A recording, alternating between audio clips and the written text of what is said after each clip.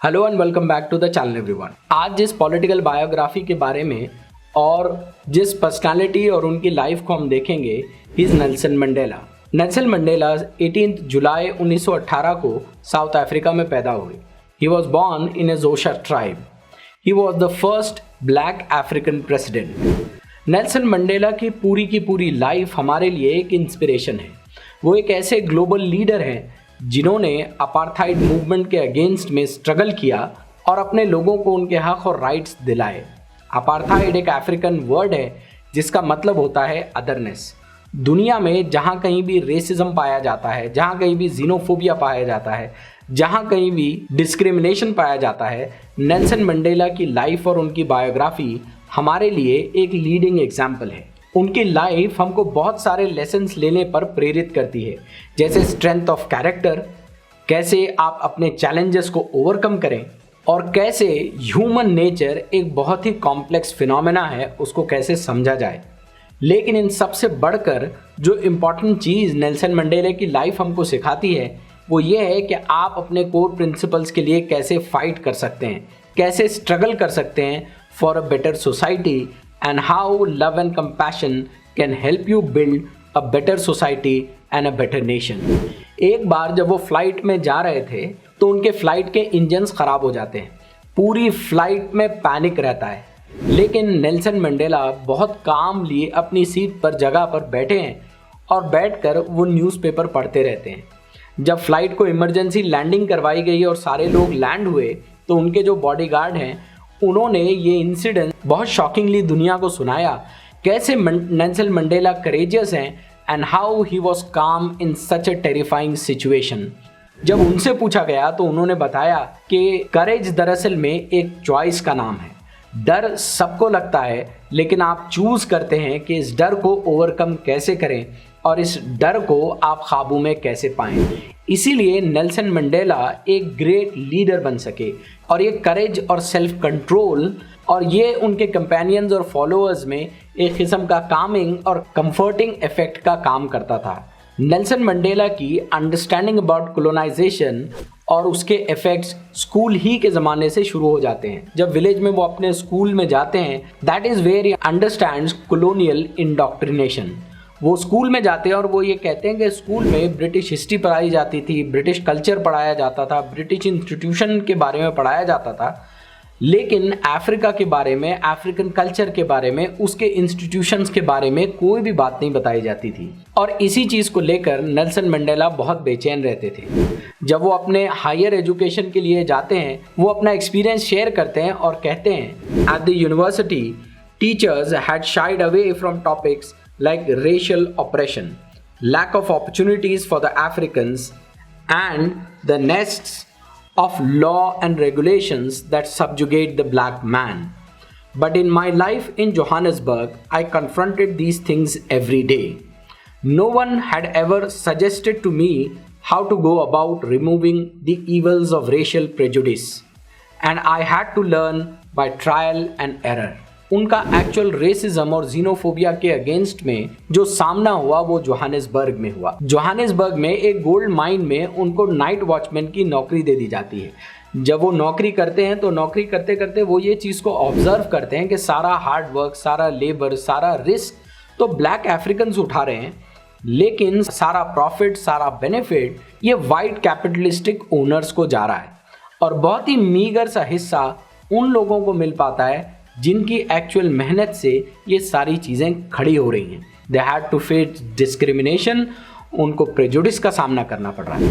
वो आगे चल के अफ्रीकन नेशनल कांग्रेस में शामिल हो जाते हैं। अफ्रीकन नेशनल कांग्रेस 1912 में बनाई गई थी और सबसे पहला test of activism Nelson Mandela को मिलता है 1943 में, जहाँ पर इसी तरह के racist discrimination over the buses and public transport system उसके अगेंस्ट में एक बॉयकॉट अरेंज किया जाता है। वो इस बॉयकॉट प्रोटेस्ट में पार्टिसिपेट करते हैं and as a young man he experiences what is called as freedom.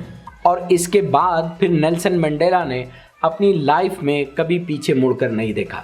Life में उनको बहुत सारे इम्पॉर्टेंट लोग मिले, सहकारी मिले, सहयोगी मिले, दोस्त मिले, जिन्होंने जिंदगी भर न सिर्फ उनका साथ दिया बल्कि हर स्ट्रगल में उनके साथ रहे। और इन्हीं में से एक इम्पॉर्टेंट पर्सनालिटी हैं वॉल्टर सिसुलू।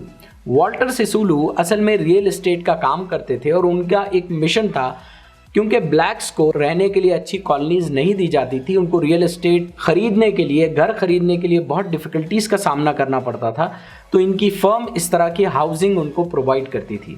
वॉल्टर सिसुलू से वो मिलते हैं और मिलने के बाद उनकी दोस्ती एक आइडियोलॉजिकल मिशन के तहत ट्रांसफॉर्म हो जाती है और वो लाइफ लॉन्ग दोस्त बन जाते हैं।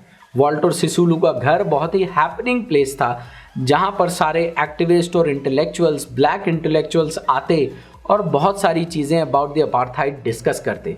उनमें से एक इम्पॉर्टेंट पर्सनालिटी थी एंटन लेम्बेडे।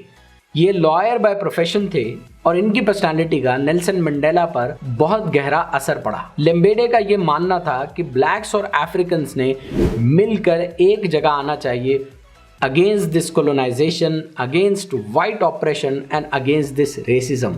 और ये जो वेस्टर्न स्टैंडर्ड्स और वेस्टर्न कल्चर्स हैं, इसको उठाकर फेंक देना चाहिए, क्योंकि वो ये मानते थे कि ये वेस्टर्न स्टैंडर्ड्स और कल्चर्स ने पूरी की पूरी अफ्रीकन कम्युनिटी को एक इन्फीरियॉरिटी कॉम्प्लेक्स में डाल दिया है और ये इन्फीरियॉरिटी कॉम्प्लेक्स उनकी गुलामी की वजह है। 1948 के इलेक्शंस होते हैं, डैनियल मलान और उनकी नेशनल पार्टी इलेक्शन जीत जाती है। नेशनल पार्टी वो पार्टी थी जो अपार्थाइड के एजेंडे पर जीत कर आई। उनका स्लोगन अपार्थाइड था। अफ्रीकन लैंग्वेज में अपार्थाइड का मतलब होता है अदरनेस। और जो पॉलिटिकल कैंपेन और स्लोगन्स उन्होंने इस्तेमाल किए थे वो बहुत ही रेसिस्ट किस्म के थे।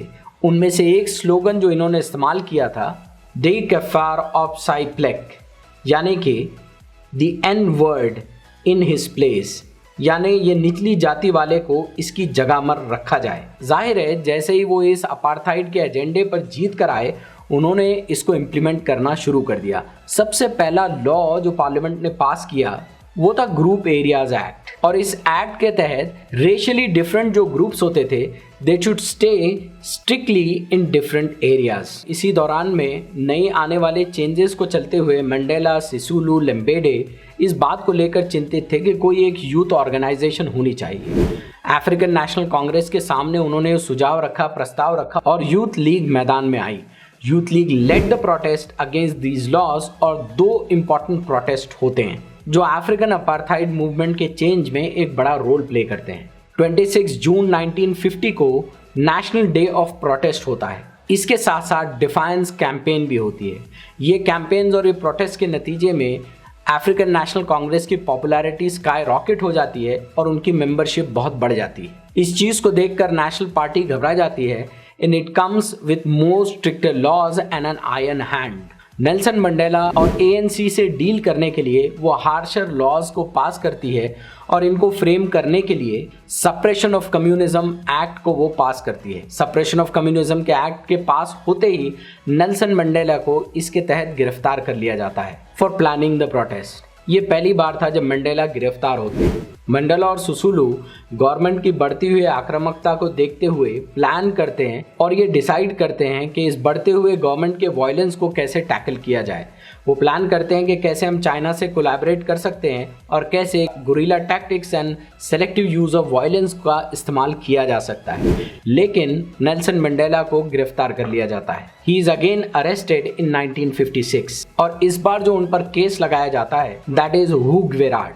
हुगवेराड का मतलब है हाई ट्रीजन, यानी कि देशद्रोह। देशद्रोह का मुकदमा गवर्नमेंट तो लगा लेती है, लेकिन जब कोर्ट में ये केस जाता है तो गवाह झूठे साबित होते हैं and the case becomes flawed. इसी के साथ साथ गवर्नमेंट एक नया लॉ पास कर देती है called as the pass laws. Pass laws एक ऐसा लॉ था कि आप अपनी लोकेलिटी से अगर निकलकर दूसरी जगह जाएंगे तो आपको एक पासबुक कैरी करनी होती थी। पासबुक जस्ट जैसे कि हम अपना पासपोर्ट कैरी करते हैं उस तरह से होती थी कि जो आपकी एंट्री और एग्जिट किसी एरिया में मॉनिटर कर सके। ऑब्वियसली ये बहुत ही रिप्रेसिंग टैक्टिक्स थी जिसके अगेंस्ट में प्रोटेस्ट हुए। Thousands of mob gathered outside a police station to protest. Police panic हो जाती है और ओपन फायर कर देती है और इस ओपन फायरिंग में 69 लोग मर जाते हैं। अफ्रीका भर में प्रोटेस्ट हो जाते हैं। अफ्रीका भर में रायट्स फूट पड़ते हैं और अफ्रीका में स्टेट ऑफ इमरजेंसी डिक्लेयर कर दी जाती है। बाद में आगे चलकर मंडेला को छोड़ दिया जाता है, लेकिन जैसे ही मंडेला रिलीज होते हैं वो ये बात को समझ जाते हैं कि अब इस ऑपरेशन का सामना सिर्फ नॉन वायलेंस से नहीं किया जा सकता है। हम इंडियन फ्रीडम स्ट्रगल के भी हिस्ट्री में ये बात को देखते हैं कि बहुत सारे हमारे freedom fighters just like Subhash Chandra Bose या भगत सिंह जैसी पर्सनालिटीज़ जो रेवोल्यूशनरी नेशनलिज्म के मानने वाले थे, वो गांधीयन नॉन वायलेंस को जब देखते हैं कि गांधीयन नॉन वायलेंस से हमको सारे मीन्स अचीव नहीं हो सकते हैं, तो वो अपनी स्ट्रैटेजीज़ को चेंज करते हैं। उसी तरह मंडेला जब ये देखते हैं कि नॉन वायलेंट मीन्स से बहुत ज़्यादा एंड रिजल्ट नहीं बदलेगा, तो वो थोड़ा सा नॉन वायलेंट मीन्स को असर्टिव कर देते हैं और अपनी टैक्टिक्स को थोड़ा सा बदल लेते हैं। और इसके लिए एक नई organisation an offshoot of the ANC बनाई जाती है, जिसको के शॉर्ट में MK कहा जाता है, Umkhonto we Sizwe, the spear of the nation. और इसका मेन काम था गुरिल्ला टैक्टिक्स से सेलेक्टिव यूज ऑफ वायलेंस करना। 1960 में सीरीज ऑफ बॉम्बिंग्स होती हैं। मंडेला 1962 में गिरफ्तार कर लिए जाते हैं। अब मंडेला के ऊपर केस दर्ज कर लिया जाता है।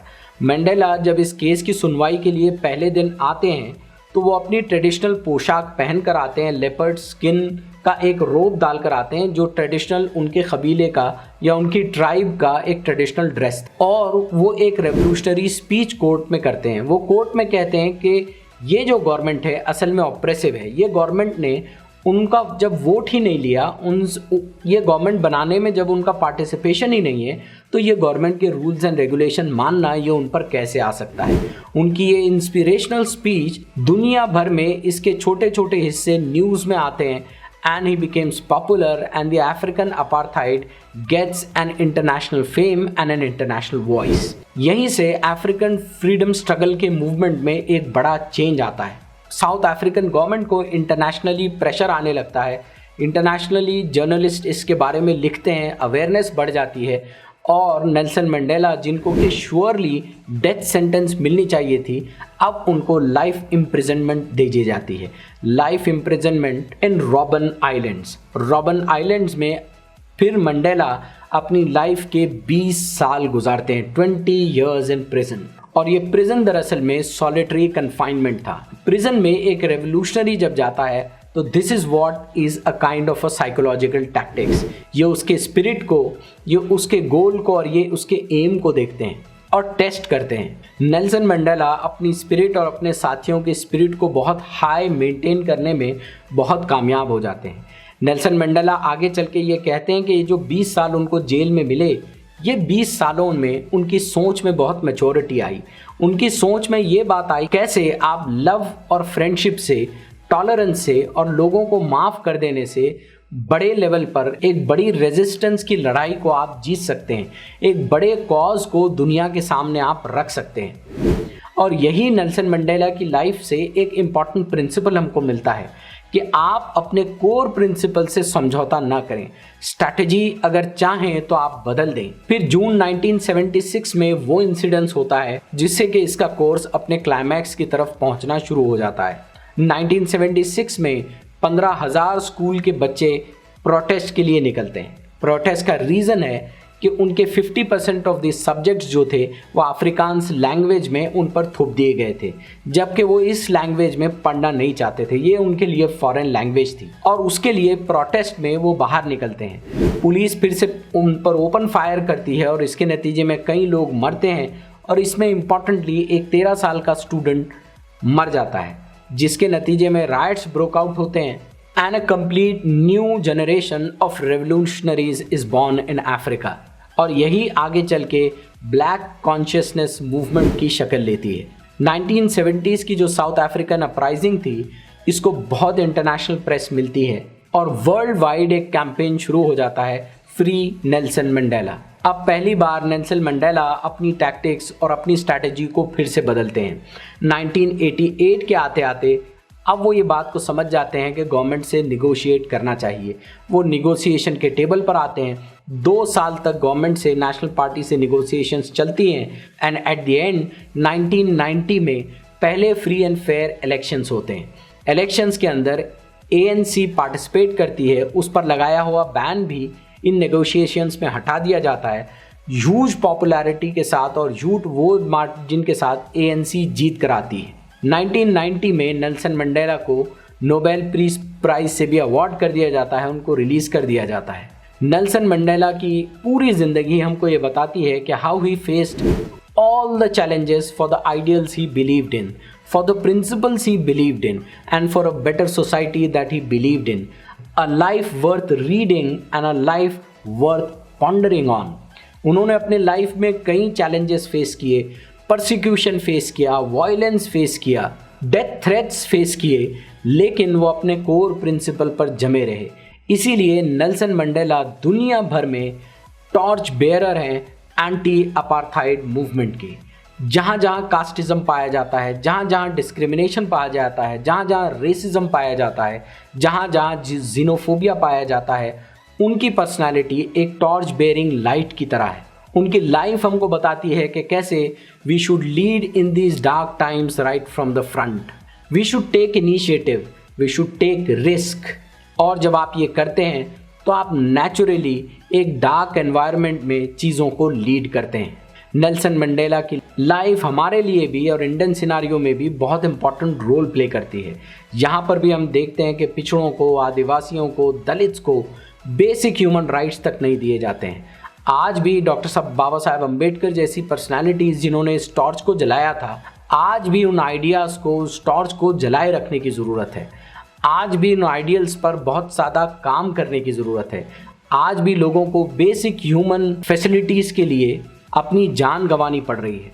आज भी लोगों को डिस्क्रिमिनेशन फेस करना पड़ता है। दुनिया में जहाँ जहाँ ये है, नेल्सन मंडेला जैसी पर्सनालिटीज़ एक नई रोशनी की तरह है जो हमको ये बताती हैं कि there is a light that is on the opposite side. आज का ये वीडियो हम उन्हीं की एक कोट से ख़त्म करेंगे। वो ये कहते हैं, I am fundamentally an optimist. Whether that comes from the nature or nurture, I cannot say. Part of being optimistic is keeping one's head pointed towards the sun, one's feet moving forward. There were many dark moments when my faith in humanity was sorely tested, but I would not and could not give myself up to despair. तो ये थे Nelson Mandela और उनकी inspiring life story. Hope कि आपको हमारा ये video पसंद आया हो। If so, do share it with your family and friends. Do subscribe to our channel, press the notification bell icon so that you are notified whenever we come up with the new video. Hope to see you soon in the next video. Till then, thank you very much.